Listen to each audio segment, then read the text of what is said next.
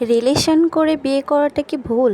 দুইটা মানুষ যখন দুজনে দুজনকে ভালোবেসে একে অপরের সাথে সারাটা জীবন কাটানোর ইচ্ছে প্রকাশ করে বিয়ে করতে চায়, তাহলে বাকি মানুষগুলো কেন তাদের পাশে না থেকে তাদেরকে দূরে ঠেলে দেয়?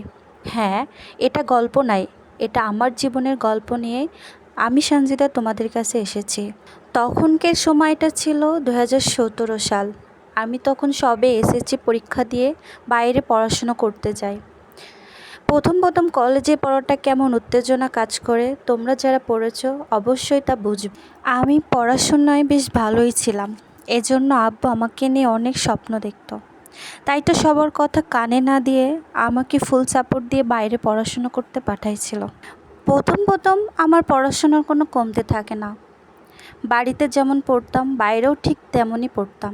কিন্তু কথায় আছে না, বাইরের হাওয়া গায়ে লাগলে সব বদলে যায়। আমারও তেমনটাই হলো। আমাকে এক স্যার তো রীতিরকম থ্রেট দেয় যে তুমি যে রেজাল্ট নিয়ে এখানে এসেছো তার এক অংশ বের হবার সময় নিতে পারবে না।